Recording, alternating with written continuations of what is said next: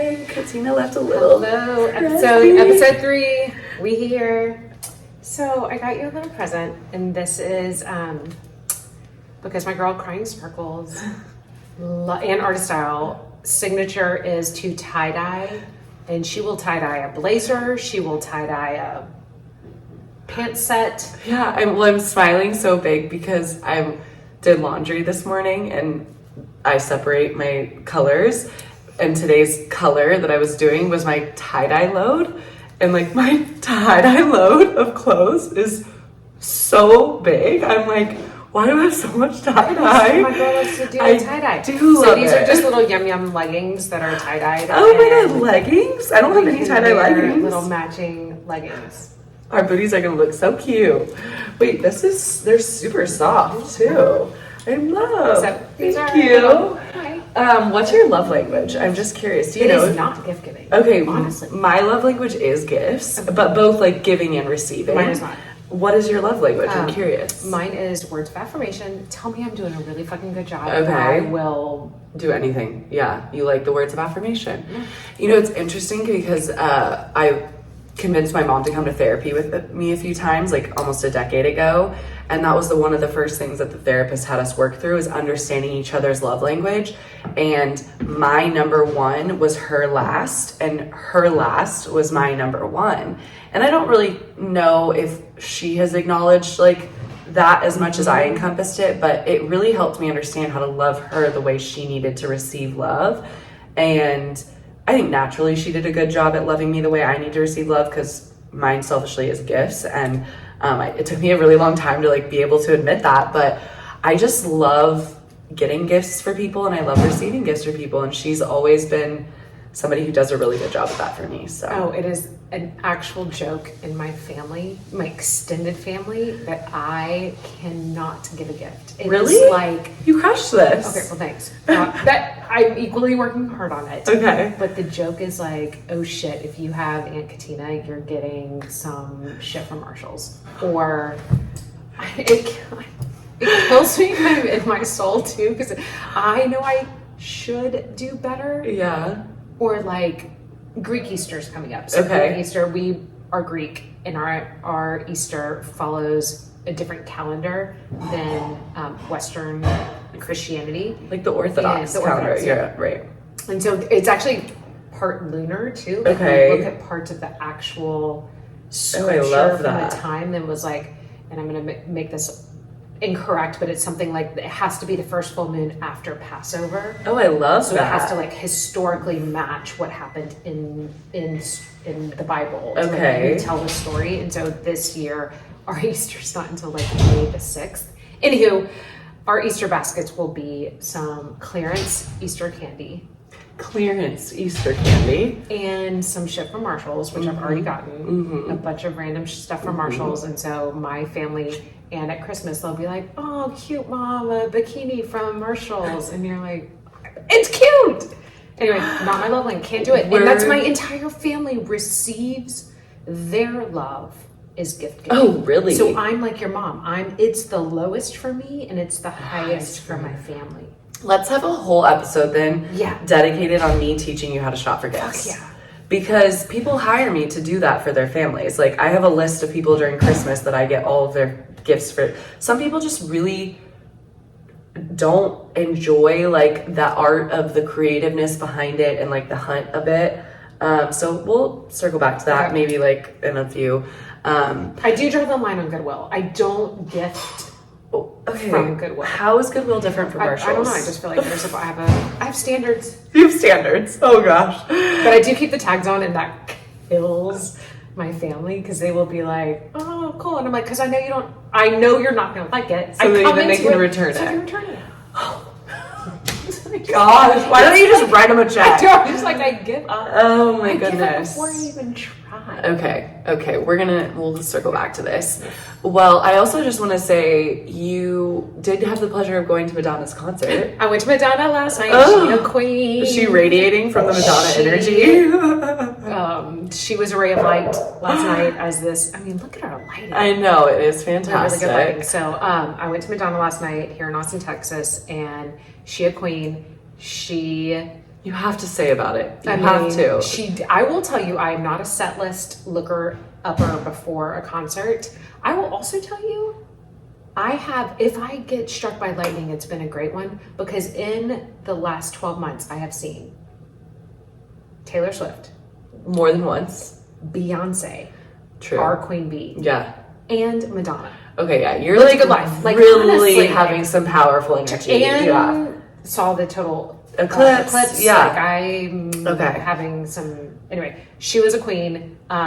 She played a lot of her bangers, like all of her bangers. So it was called the Celebration Tour. So she like really did go through stages of her life. Our girl, she's an old queen. Yeah. Like, well, I mean, Thatcher. 65. Yeah, your son didn't even know who she was. We were like having a moment with him this morning. His first tutorial of the day was teaching him about Madonna. No, he asked me, because it was the first time I hadn't seen him since he had woken up, and he said, "Mom, how was the Broadway show last night?" Which, like, it kind of was. Actually, and then he didn't he say, like, is that like a prince or prince? Is she a prince? Yeah, is she a prince? Which also kids are, they're using pronouns the ways. Yeah, I guess. Anyways, it was just so funny. And then one other pop culture thing, which we're not big pop culture girlies. Yeah. However, our girl JoJo Siwa, have you heard about what's popping off right now? What is popping off about her? Okay, so I watched this hour and 45-minute interview with her by the Queen Alex Cooper, and JoJo is like giving her whole transformation and like talking about how this new song that she's come out with, Karma, that like she went through all these different phases of writing. She's recorded the song. It's her Miley moment of like going through that transition is what she identified it as. Transition to what? This like, she has created a new genre of music called gay pop. Newsflash, Prince did that like, 50 years ago. Madonna. Like, let's like Kim Petras, Queen. Sam Smith. Like, she's out of her mind by even just saying that. I can't believe that her label let her say that. But she also identified the song as sounding as like too much of a 2010 track. Fast forward 5 days, which was a couple days ago, and it came out that this song actually had been recorded in 2010 by another pop star who she didn't go anywhere. Her career kind of flopped, and this girl released her video on TikTok, and it's like a music video of the exact same lyrics, the exact same songs. Timbaland is the producer. He's in the music video. You can tell it's from 2010 because the way Timbaland looks, like it definitely isn't something they recorded now.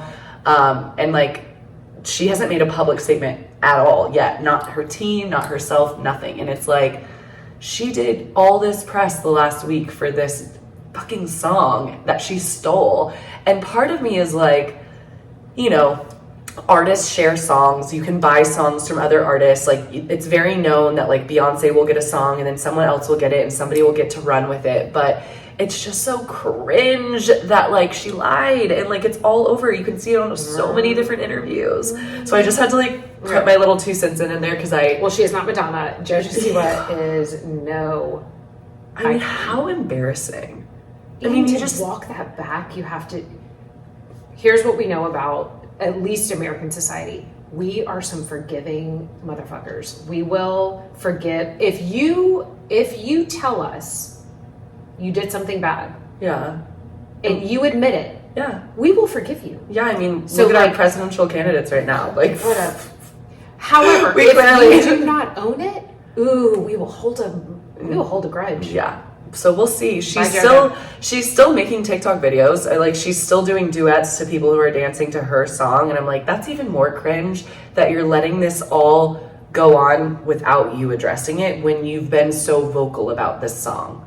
So I'm just very curious to see how this cookie continues to crumble. But I would. But back to Madonna just for a hot second. Okay, yeah. Please. So she's going through her celebration of times in her life and her music. She an old queen, so like is she really in her 60s? She has to be. I'm 45. Okay. So yeah, true. Guessing she's like early 60s. Anywho, her body banging, like ridiculous, like thigh gaps and like We love muscles a thigh gap. Yeah. and a ripped arm. She's always had good arms. She has though. That's like her signature. Arm. What was not banging was her plastic ass face. Girl, don't like plastic. Like it doesn't even look like her. Literally, when they would zoom in on her face, you had to kind of look away. Oh, One, because she was lip syncing. Oh, which fine. I mean, we can't all be Usher, but. Yeah, it was kind of cringy, so you had to kind of look away, but then also be like, that was a banger, so you just sing along with it. Yeah. The theatrics, as my son Thatcher said, it was kind of a theatrical Broadway moment, and her dancers were like... Next level, Next level dancers. So sexy. And a drag queen whom can pop their, I don't know what it's called, where they can go down and like do their knee. Oh yeah. It's like that. Yes. Is that called a knee That's pop? like no, I don't know what it's called, but it's definitely a move in drag. That's like a famous move. And it's like the ability to do so in like stiletto pumps in the club. That is an athletic human. Oh my god, yeah. So respect to the drag queens that made that show really special. That's cool. But this queen does not allow air condition. So we in Austin, Texas, and it was, I don't know, 20,000 of her closest friends. Yeah. And she was hot up in there. So anyway, Madonna was great. I thoroughly enjoyed it. I had a great time. But give her, you know what? I appreciate a diva. Mad respect, which at some point in our podcast, we're going to talk about women and how we present ourselves professionally. Yeah. So mad respect to Madonna, but also you had some paying guests who wanted to like, you know, have a good time and have a cocktail and not dance. Sweat your face off, and you were like literally feeling sweat rolled on your back. I would have to imagine. That's insane. The other just pop culture little piece I want to touch on is Grimes at Coachella this weekend. Do you know who Grimes is? She was one of Elon's baby mamas. She's a performer, if you will. They gave her of music. They gave her her baby with Elon is like the one that's named like X277935. Like wackadoo. I have a couple male friends who think she is just like goddess beautiful. I think she looks like a demonic underworld spirit. And they gave her a very good time slot at Coachella this past weekend, and she was horrifyingly bad, admitted to the sync button not working, which, newsflash, I don't even use Beat Sync. Like, I've only been DJing for 2 years. And then she also took ownership of saying, I've been working on this, like, this is not word for word quote, but I read her statement. I've been working on this for months, and this coming week I will personally organize my own music. And I just was so offended by that, because as somebody who this last weekend, I'd had 4 different gigs.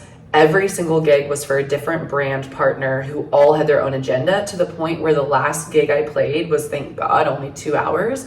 But it was, they only wanted Bridgerton style music. Wow. So I was learning to play violin music, like not me physically, but DJing violin. And I busted my ass to be able to deliver that. You did. And then the fact that somebody whose just husband is or an ex-husband is buying her spot at Coachella, and she was horrifyingly bad. So people are up in arms right now just about some of these people that are getting so much fame because of their teams behind them. And I'm sorry, I know you're a Tay-Tay girl, but it's like, even Taylor, like, she has taken over this world, truly. Like, me not even being a fan, find myself being like, oh, I haven't heard about her in a while. Where is she? You know, like, they hooked. It worked. But, like, her songs all sound the same, you know? And it's just frustrating that there's so much control and just who gets to take that limelight. I think it is you as an artist expect more out of peer artists, and so you become like personally offended when they don't put in the time, effort to deliver to their craft. It's almost like back to in our last episode, which I'm sure you all listened to already, and if not, tune in. You talked about your Bible study and how like this is not always going to be the case, but that you find yourself, you truly feel you have a responsibility to offer your gifts and your talents to a greater mission. Right. And not a lot of people feel that way. Like, you're the opposite of a selfish person, because selfish people are thinking about how are they tending to them, their family, their flock, their village, in a way that serves them. And you find, so I think it ties back to like how you think it's these artists' responsibility to, you're on stage, use your craft respectfully. Right. No, it's a really good point. I've never really thought about it like that, because I do take it personally. I get so upset. I'm like, give that spot to Mary Drop-Ins. Like, Alyssa works her ass off every day. Like, she would have crushed that headline. You know, there's 100 other DJs that I could list for you right now.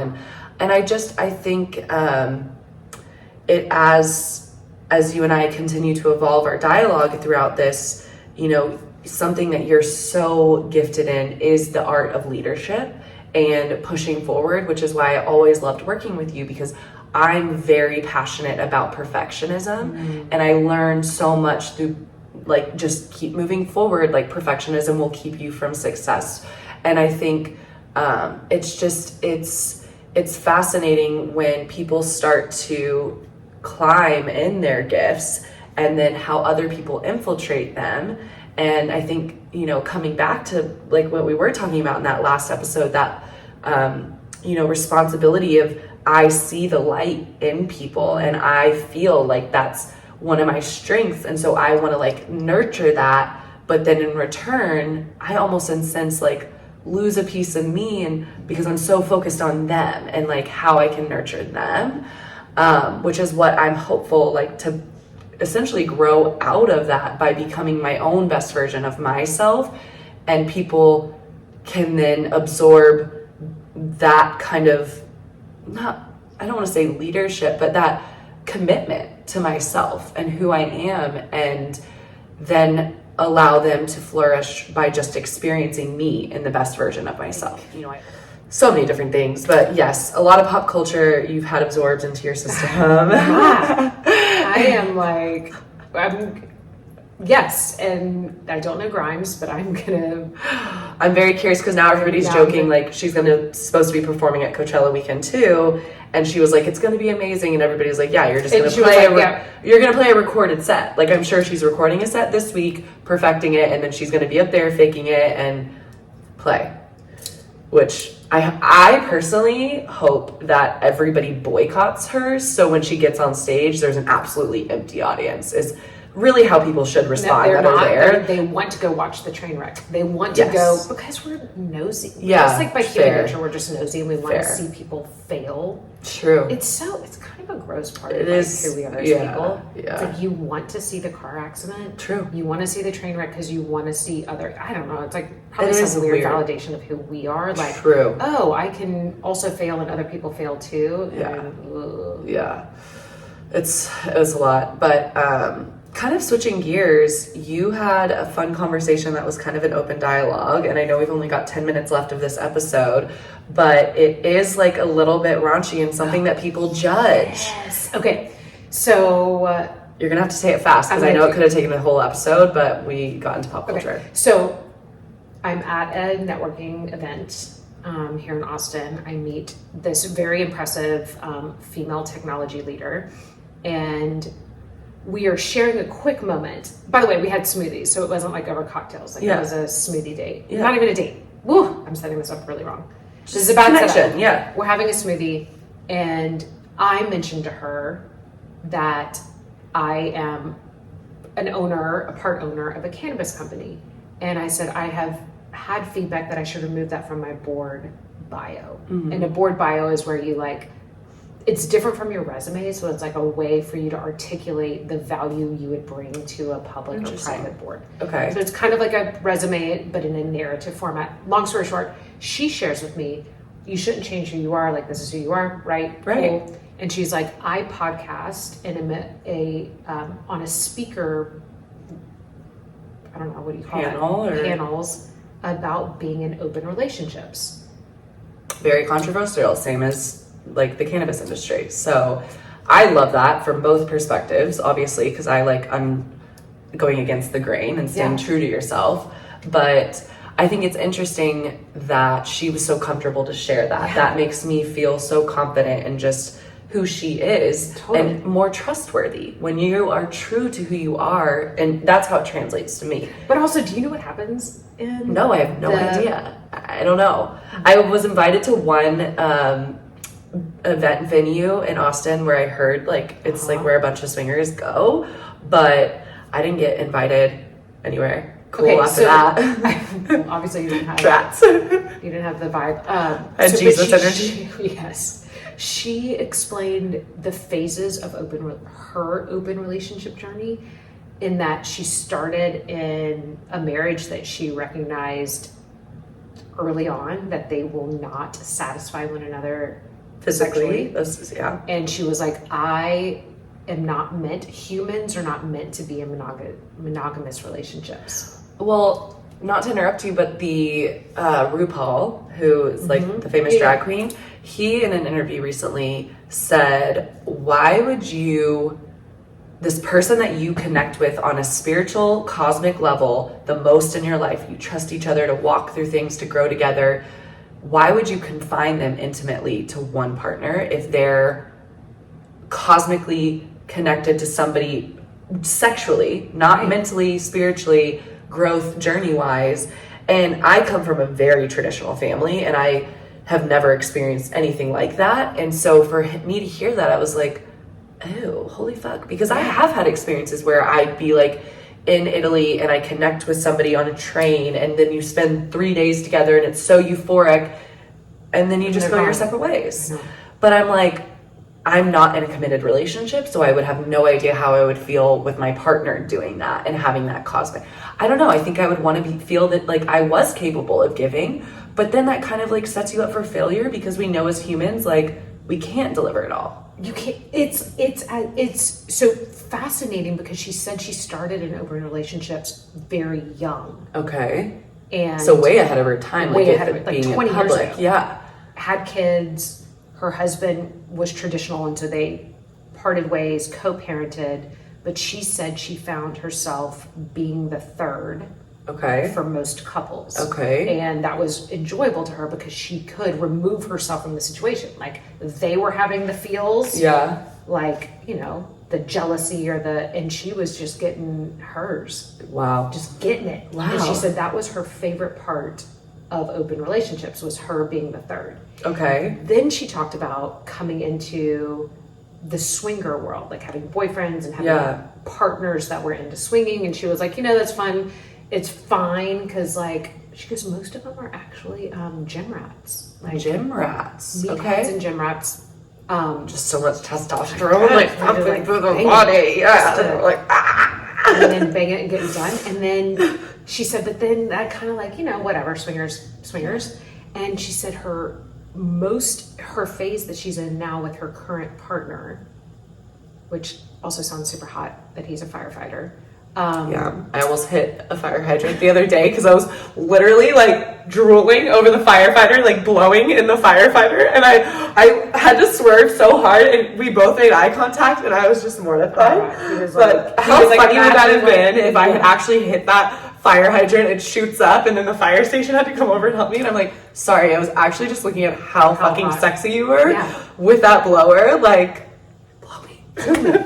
Yeah. So her partner is a firefighter. Okay. And he has never been in an open relationship. So he is like so into her that he wants to try these things. Wow. And there is another world of kink. Okay. So I again haven't Googled that yet because I don't want my phone to just blow up because I have kids. But there are therapists who specialize in kink. Okay. And can help open relationship couples, or just like, I guess, couples or anyone in general. Wow. Find their kink. I don't even know what to say to that. I don't either. Like, what are those questions? Like, should we have a therapist on this podcast and like 100. help us discover our kinks? That is so crazy to think about. And in that, this therapist, you can Google it, I don't know, but she's called the conscious kink. The conscious kink, okay. She does group sessions here in Austin. Okay. Where she leads couples through that. I think we should do it. I think we should do this too. Right? We should do this. And we should, I don't know, come at it like as an experiment and just see what. Well, totally. Because that's the thing about me is I'm always going to say yes. Not always. That's part of the problem, though. That's part of my problem is because, like I was referencing on the on our last episode, is I find myself in these positions where there's darkness and there's light, and I always tend to go like the fun dark route because I'm just like an experience hungry person. You know, when I was making the decision to go like to meet his parents, like we were also talking about in the last episode, I was like, oh, but how wild of a story is it going to be? Like, if he's this interesting, we'll call it, what is his sister going to be like? What is his father going to be like? Like, they could actually You wanted to see the train wreck. I wanted to see the train wreck. You Oh no! You are the voyeur, nosy, like what a good story. Totally. This would be. Totally. I was like, you I are am a content junkie. I am a content who junkie. needs to be fed with the most chaotic, weird as fuck like I situation. Already started writing my letter to Ben Stiller about the third, but it was going to be called Meet the Friends, not Meet the Fuckers or Meet the Parents, Meet the Friends, because like he's had 2 dinner parties of like a group interview with me so far, of which nobody really interviewed you. They only just talked about themselves. Totally, 100%. But anyways, I think we should. You are the company you keep. You are the company you keep. So maybe we're going to be future swingers and into kink. I don't know. I've had some clients that were in a polyamorous relationship. That was her other stage. Yes. So I actually, in my styling, like I come into people's homes. And so I have had a client that was in a polyamorous relationship, and it was a married couple who met a woman out that they wanted to invite into their marriage. They all ended up living together. They all slept in the same bed together. I mean, it was truly a throuple. But then the new gal and one of the gals fell deeper in love, and then they kicked out the original wife, and so then they had to get a divorce, and then it was a mess. And I watched it all I watched it all be created because my clients are like very personal to me, and then I also watched it all erupt, and it was really sad. I mean, the polyamorous part is the other part she said she had a disdain to. Okay. Like, in it, it was so scheduled, she said. Oh. That it was like Mondays, Wednesdays, Fridays, the male was with her, and then it was with the wife, and then she was the third to another so she was the third to 2 polyamorous couples. Okay. And she said that she would wake up in the mornings and find herself texting all 6 of the parties, or whatever, however many, all 4 of the parties, and being like, "Good morning, how are you? Good morning, how are you? Good morning, how are you? Good morning, how are you?" And then she'd be like, whoa, this is a lot. A lot of work. So then she bounced out of the polyamorous, and then she said at this stage, so she's 45 also, she said at this stage of her life, she's finding herself be less into the open relationship, because she's saying, one, she thinks she's fallen in love with this firefighter at a deeper level. I love that. And so she was like, I have feels, and she said her body's changing. So she was like, I would go into open relationships, sexual relationships, feeling like a badass. And she goes, now I have a belly, and like now I'm going through perimenopause. And she was like, so I don't feel like a frisky, kinky kitten. Interesting. So she was like, it's just stages different of seasons of your life. life.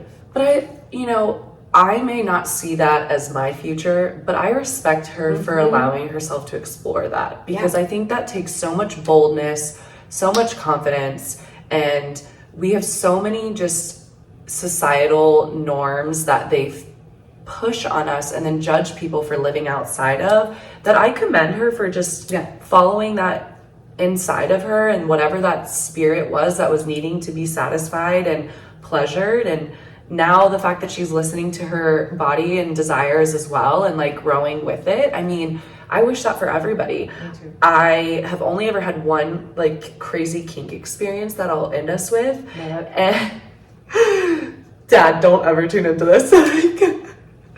But I was dating this guy in DC, which is funny because that's like where I really want to move to, and it's also where this other guy I'm dating right now is from.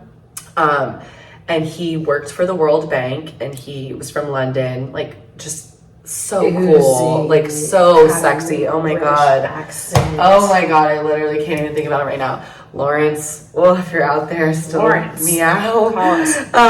But you can hear thruple. Yeah, I was looking for a phone charger. I vividly remember it. So I opened his nightstand one day, and he did live like in DuPont Circle. So it was like a loft, like super small loft. But open the bedside, and it's like all these gag toys, restraining things. And I was young at the time, and I was like, of course, you're dating the whole group. So like immediately call my best friend Sarah, and I'm like, oh my God, I can't unsee this drawer. Like, I don't know what's coming for me. Like, this was like the first time I was like visiting DC and not got a hotel. I like was staying with him. So there's like nowhere to escape.